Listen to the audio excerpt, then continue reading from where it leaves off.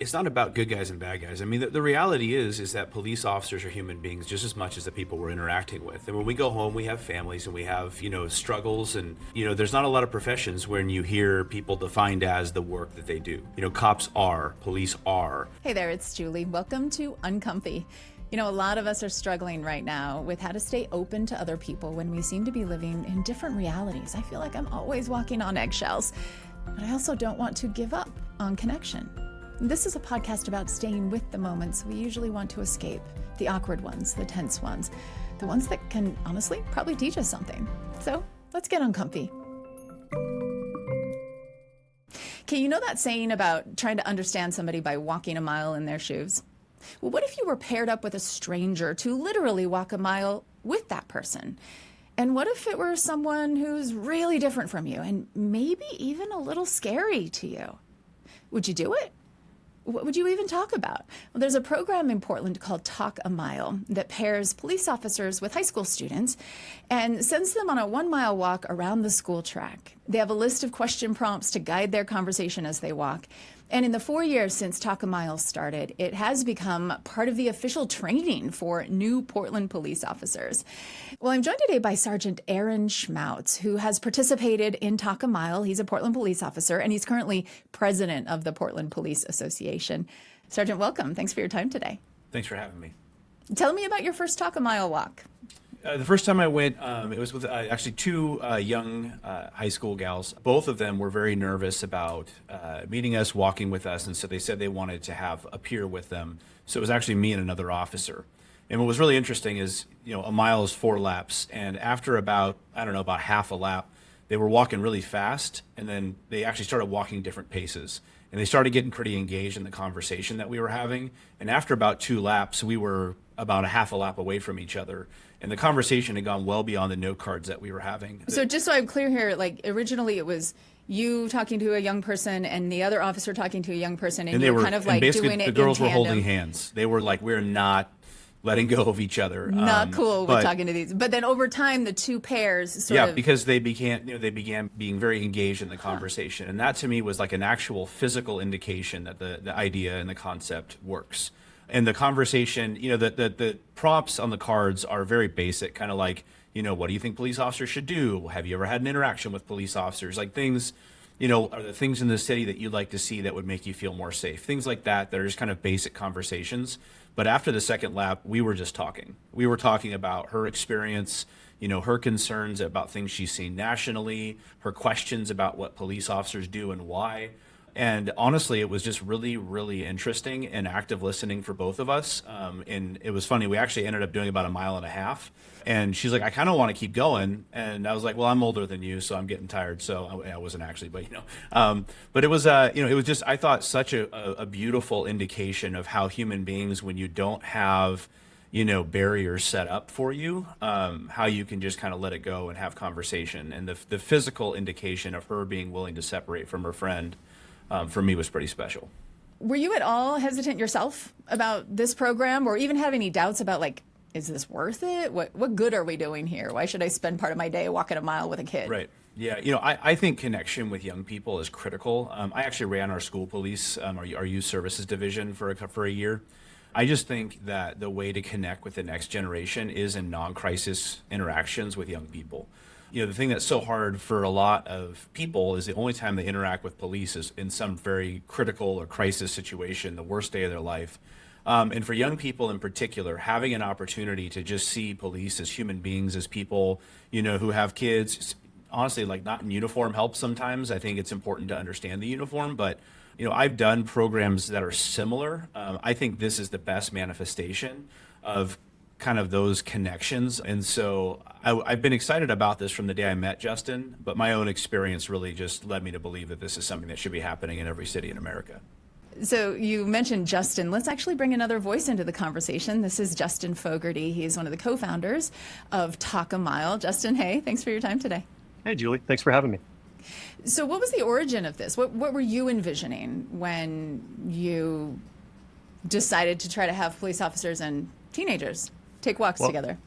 Great question. Our family started this organization coming out of the summer of 2020. After George Floyd's murder, we participated in a lot of the peaceful marches and things that happened here in Portland. But we'd always come home afterwards just kind of wondering what's next. And it felt like there was a lot of conversations happening about policing, about public safety, about community. But far too many of those conversations were happening about young people without those young people actually participating in it. So we just felt like there was a real opportunity to bring them into these conversations that were directly impacting their own sense of safety, their own sense of belonging, their own sense of community and agency here within the city of Portland. For a little bit of context about my family, my wife Erica is Black. Our son Liam, who's now in college, was a high school student at this time. And he was a treasurer of the Black Students United at his high school. So he actually set up a meeting with the rest of their student leaders for us to be able to take this idea to them to help them understand or help us really kind of co-design what the program would be. And the students right from the start were really, really instrumental in helping us lay out what the program would look like, what kinds of goals we would have, what kinds of conversation topic prompts we would even use for these, to help give these conversations a little bit of structure. But most importantly, the students were eager to participate.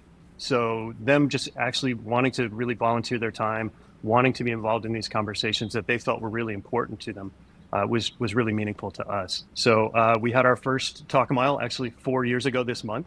And that paired 15 volunteers from the BSU, from our son's school, and 15 trainees from PPB's Advanced Academy. So basically that last set of training before they go out into the field as a probationary officer.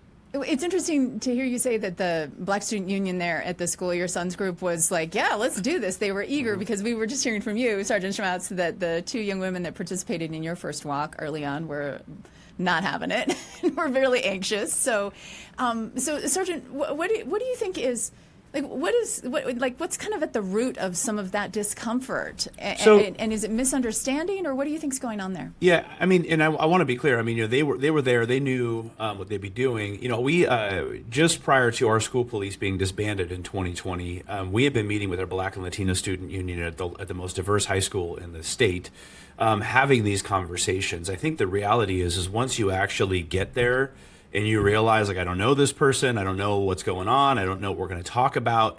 There is that kind of, human reticence, and I think that's the beauty of the concept is we know there's going to be conversations that are hard, and the way to add to the kind of repair in that discomfort is to just add activity.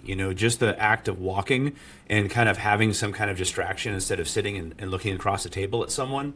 When we were doing our meetings with the unions at schools, we would just bring food. Justin, is there a reason that it's walking as opposed to something else that you could be doing? I mean, Sergeant Schmautz mentioned food. You could always just get someone together over pizza. Why walking? There is a reason. This kind of dates back to the origin story, the genesis even of the organization. I'm a runner.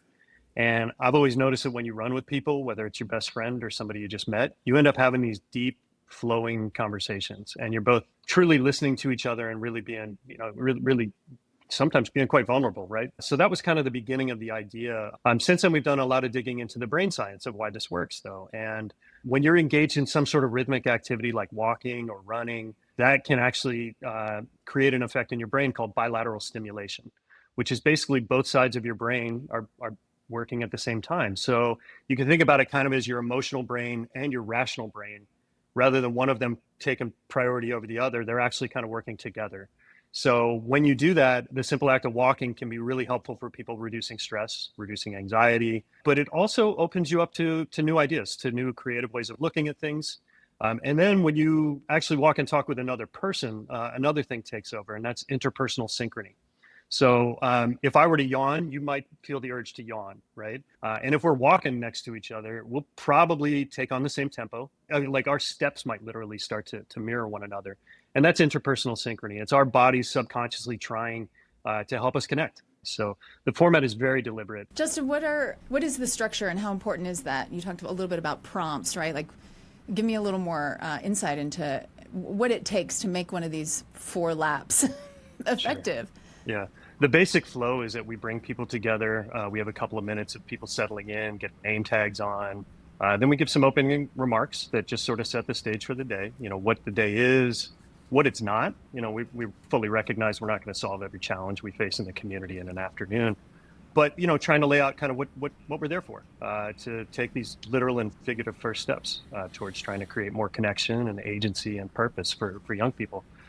So then we pair them up and hand them a conversation prompt for that first lap, which is kind of an introduction. And that's got questions like, what is the story of your name? The second lap, we give the card to the student, and it's questions that they can use to talk to the person in law enforcement. And that is questions about kind of what their purpose was, what led them to this line of work, and why Portland, right? Because no matter how anybody feels about policing, there's probably easier places to be a police officer than Portland, Oregon. So, what would make somebody actually choose this as the place they would want to do that work? What makes them want to contribute to that community here? And then the third lap, we give the card to the officer, and those are questions for the student. And it's things like, if the next 5 years were a chapter in your life, what's this chapter about? And then the fourth lap, the questions are about the future. So what would make this a better city for you personally? What gives you hope about the future? What is a contribution you can see in the community that might make a real impact in this community? So really giving them some sense of like, all right, what's next? What are you doing after you leave this track here today? All those conversation prompts and everything, though, we always encourage people, follow-up questions are the best questions usually, and these conversations are your own. So if you come into this and there's some particular story you want to share or question you've got for people, then please, by all means, ask away. And it really lets those conversations open up and start to veer into other directions or dig deeper on particular topics that are of interest. Sergeant Schmatz, you kind of chuckled when Justin referenced that there are probably easier places to be a police officer than Portland. So what is so challenging about Portland policing? Well, I mean, Portland had 180 days of sustained rioting in 2020. Portland is I think probably the most difficult city in the country to police. It's right up there with many of the others, and we have less than half of the amount of police officers we should for a city our size. Our funding is less than half of what it should be. And we do deal with a lot of just, I guess the best way to put it is questions about the work we do. And so at the end of the day, my dad was a police officer in Portland for 30 years. He got hired when I was 4 months old. I love this city. I was born in this city and I'll die in this city. And I want to make sure that our officers have all the opportunities they can to serve well. To your point earlier, you asked whether or not I was reticent to do this. This is the fiber of what we are as police officers. Connecting with people and understanding what they're dealing with and how the work we're doing is received makes us better at our jobs, but it also makes our communities safer. Justin, I'd love to have you chime in here. Thank you, Sergeant Schmaltz, because I'm just thinking back to the origins of this program. 2020, we just heard things were very difficult. There was violence. There was a lot of tension on the streets in your own city. Your son is Black. Your wife is Black. And that was a moment where a Black man had been killed by a police officer in full view on video of the entire country, and a lot of concern about the safety of people of color as they interact with police, right? So what made you think that if safety were the issue and potentially concern over police conduct, why pairing Black students with police officers for a walk was the solution that you went to, or the action that you turned to? Yeah, I think it gets to just the humanizing aspect of it. I think largely for me, David Brooks says it's really hard to hate people up close.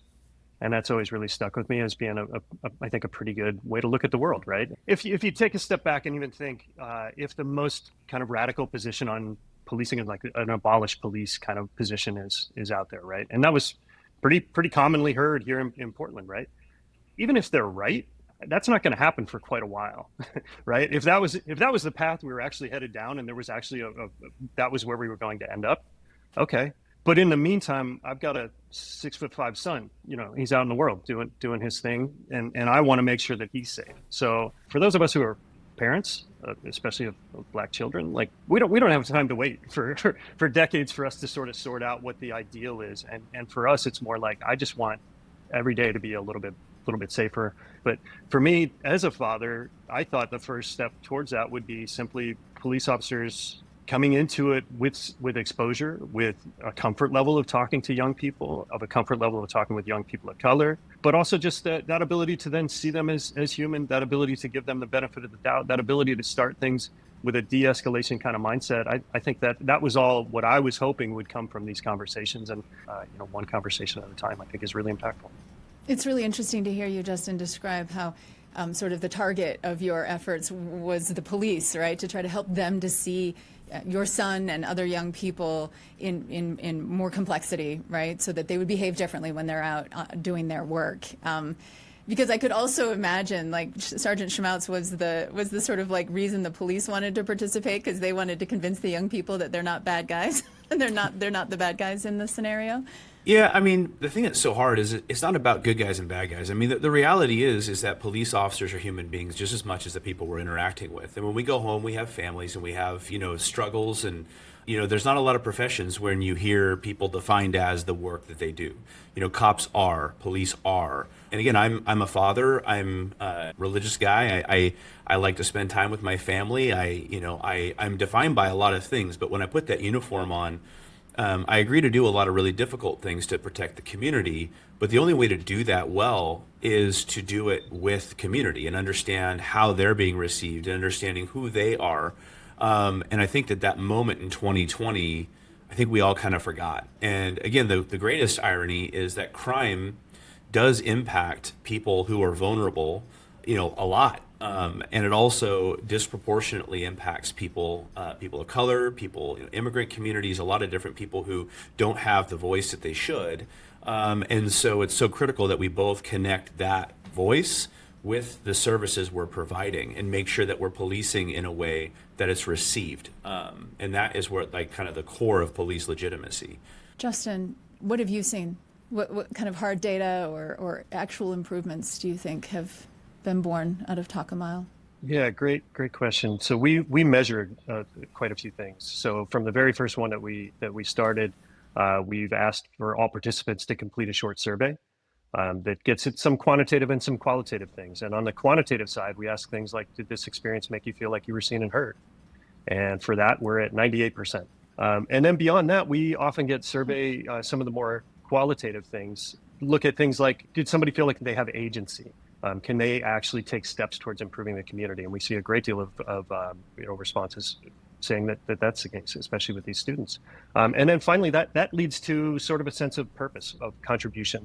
So what can I do in this community to make it a better place? And we definitely see that with the students as well. Them looking for other opportunities to engage, other opportunities to improve themselves in the community. And that's a question that we recently started asking probably in the last 2 years. And about 92% of respondents to that question say that this experience makes them more likely to be civically engaged. So we feel like that's a really strong sign that hopefully this is the first steps towards students feeling like they have connection, agency, and purpose. Justin, I imagine there are folks listening who are thinking this is really cool and actually doesn't sound that hard. I'd love to maybe try to do something like this, whether it's with police or, I don't know, teachers or city officials, right? What would be the first step? What's your advice for folks looking to try to have these connections happen? At the simplest form, it literally just takes you plus one other person. So lace them up, call somebody up, bring your son, daughter, spouse, friend, neighbor, or even a stranger or something. But just, literally taking those first steps and walking and talking with somebody, I think is, it's pretty natural. So it does come pretty easy. But then if there's communities that are actually interested in Talk a Mile, we have grand plans of expansion. So we started here in Portland, obviously where we live. We branched out to some of the communities that surround Portland, to our east. But we're really excited that next month we're going to bring the program to Seattle for the first time. We're partnered with the Seattle Seahawks, the Seattle PD, Seattle City Hall, and we are also in the process, though, of knowing that this program is something that scales pretty well, right? And it is pretty simple. And through that simplicity, we know that it is something that could be adopted in other places. So we're actively working right now to develop some toolkits and trainings and supports so that we could actually bring the model to other cities and really roll it out the right way. Justin Fogarty is the co-founder and executive director of Talk a Mile. You can learn more about their work at talkamile.org. Justin, thank you so much for taking time with us today. I appreciate it. Thank you, Julie. Really appreciate it. And Sergeant Aaron Schmautz is the president of the Portland Police Association. Sergeant, thank you for your time and your candor today. Thank you. And thank you for getting uncomfy with us today. I'd love to hear if you've had a walking uncomfy moment where walking actually helped get through some of the discomfort in a relationship or tackle a tough topic with somebody. Email uncomfy@byu.edu or connect with us on social media to continue the conversation. We are at uncomfy.podcast on Instagram. Uncomfy is a BYU radio podcast. Samuel Benson produces it, and the team includes Hyobin Kim and Abby Karras. Our theme music was composed by Kelsey Ney. I'm Julie Rose. I can't wait to get uncomfy with you again next week.